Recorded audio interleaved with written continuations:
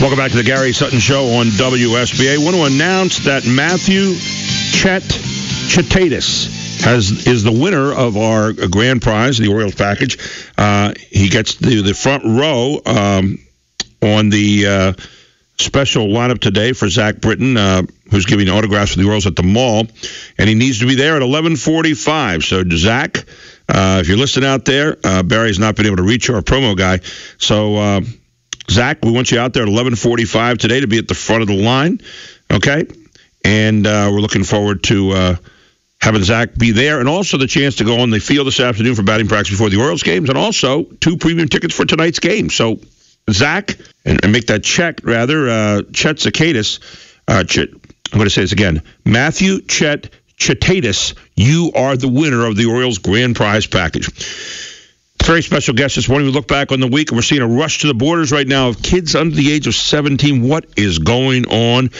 And we check with a guy I think is one of the foremost people in the country on immigration. He has done a lot, starting in his own city in Hazleton, now doing it in Congress. And we're talking, of course, about Lou Barletta. Good morning, Congressman. How are you?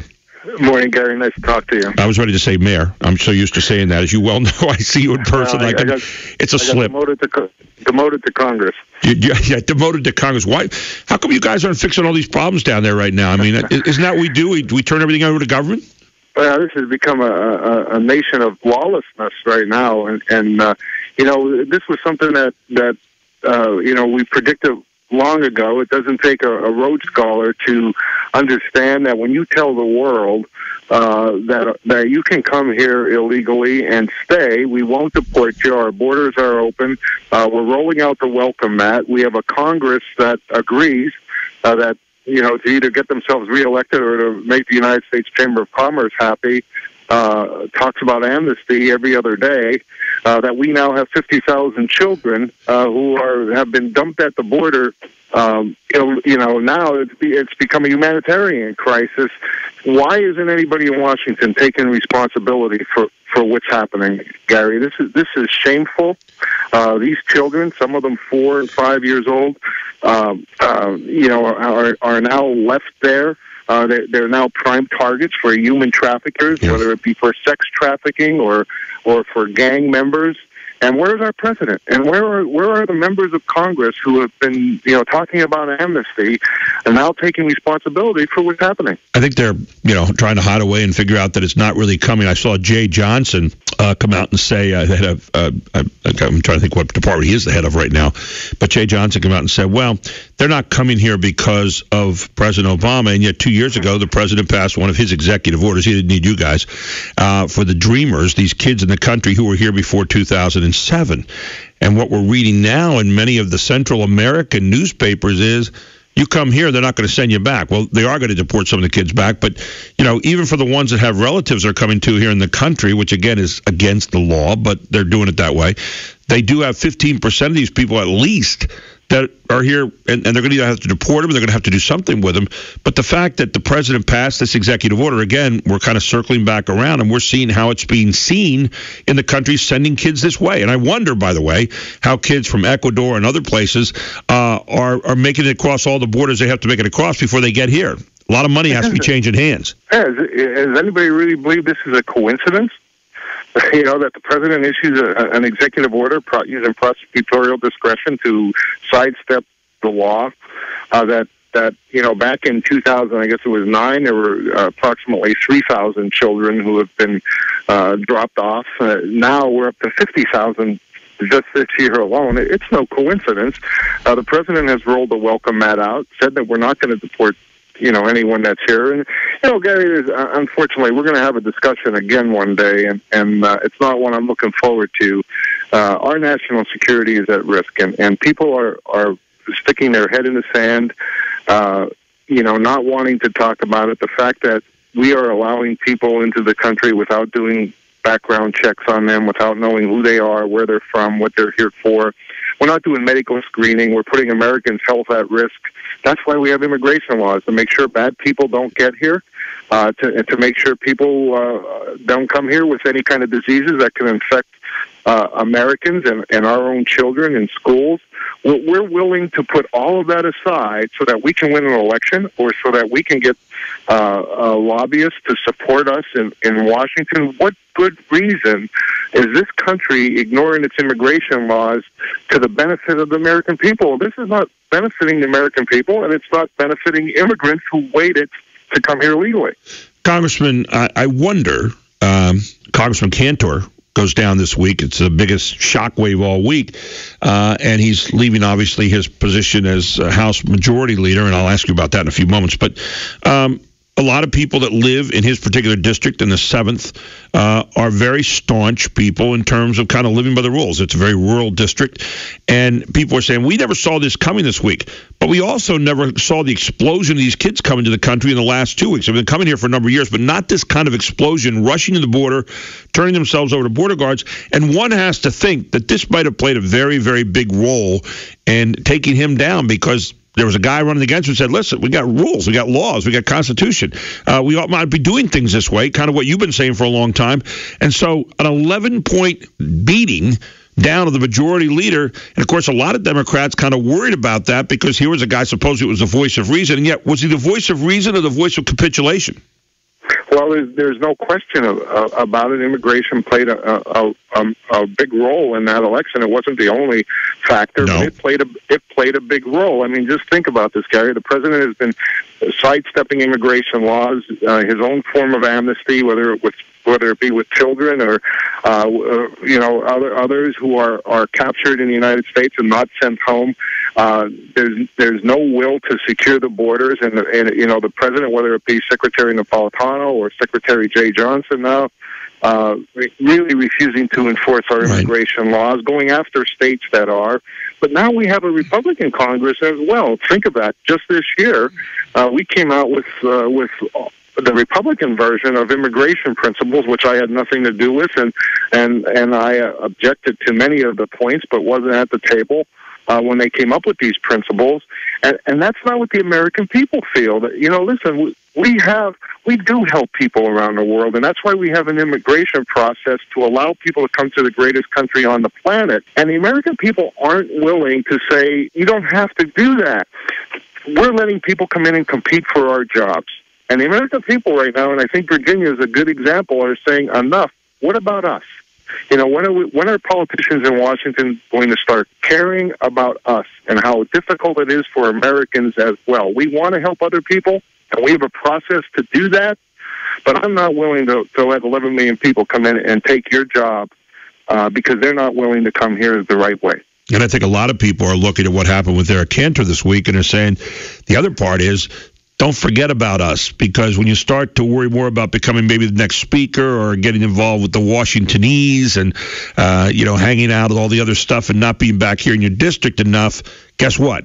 We're going to remember that. And maybe if there's any one macro thing we could apply to the rest of the country, and I'm not sure, I'm always careful about this because I think every election is unique to its area, but I think that's the one thing you can take away from it. When you start to worry more about your party and your caucus and, kind of straddling the fence here and lack of principles sometimes, I'm not saying that he doesn't have principles, I'm just saying it didn't come across as strong as it did in the beginning, you put yourself in harm's way as far as the vote. I think that this was a clear message to politicians in Washington.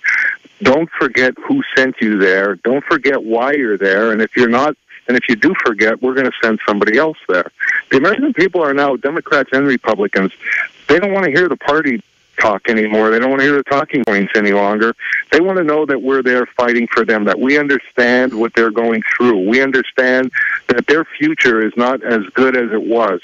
And when they begin to feel that you don't understand that any longer, that you're more interested in party or politics in Washington. I'm not saying that was Eric Cantor's issue there alone, but I just think this is a message that American people are feeling forgotten about, that politicians care more about themselves and each other than they do their neighbor and the people who send them there. And I think this was a real wake-up call that we need to hit the reset button in Washington and get back to the things that made this country great, and remember that it's the people that send people to Washington, and we're not born there dictating what's happening. And I think we have an administration that's doing that. growing the government larger and larger, taking away opportunities for American people, and we have many in Congress who may have lost their way as well.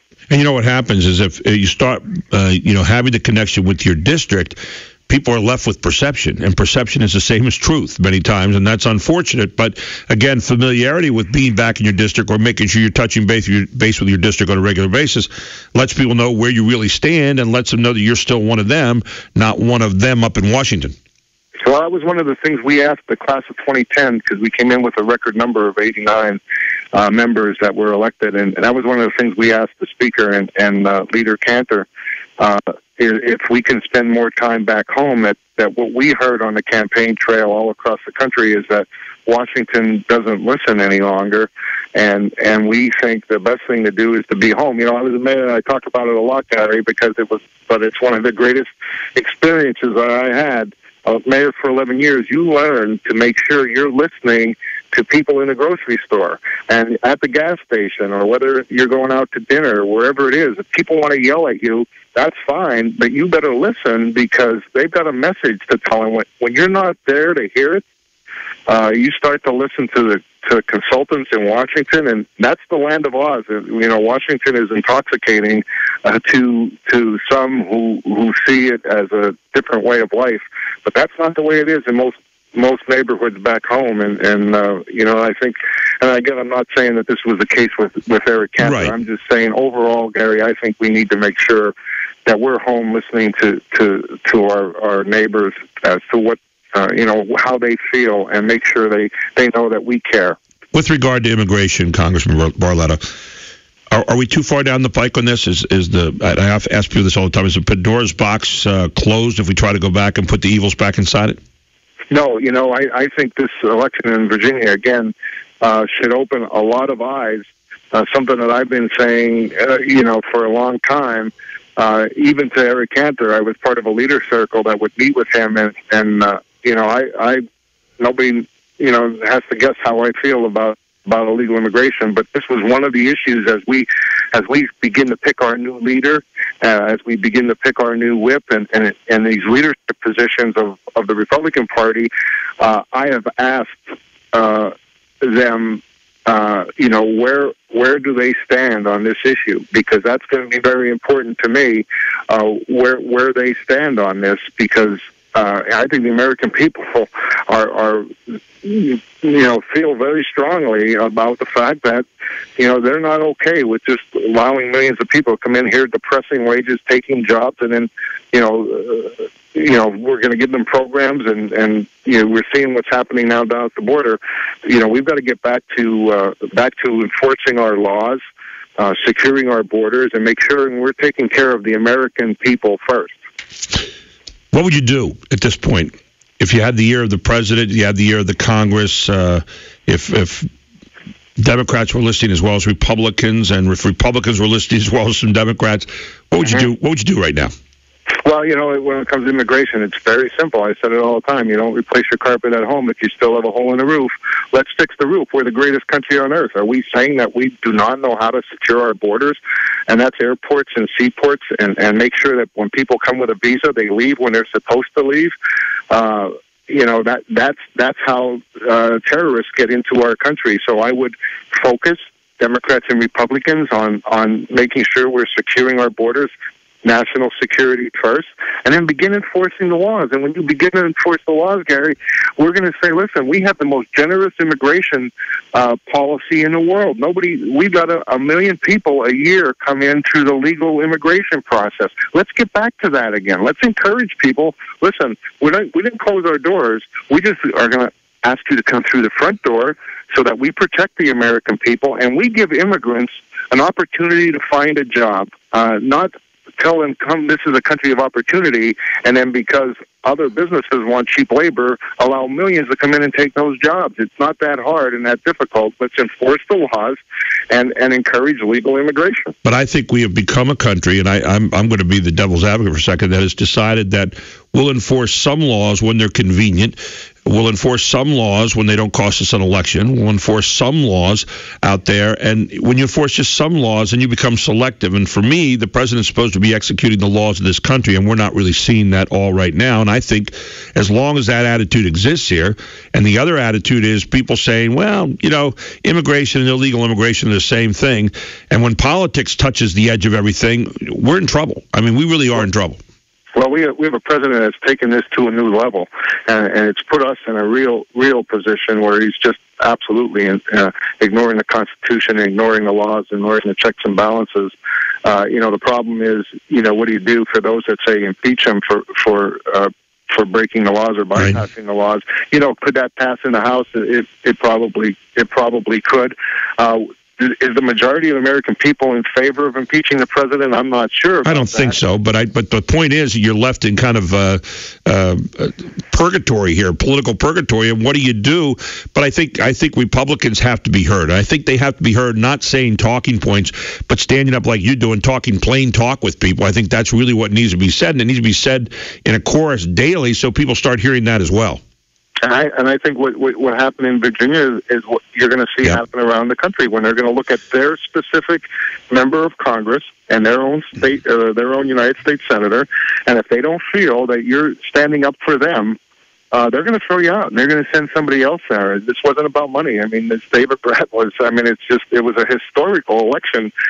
This little-known economics professor or anything took out the majority leader. It's never happened in the history of America. There's a big message here that people in Washington better pay close attention to. It's going to be interesting to see. Congressman, always a pleasure talking to you. Thank you so much for taking the time today, and happy Father's Day for this weekend. Thank you, Gary. I appreciate it. Nice talking to you as always.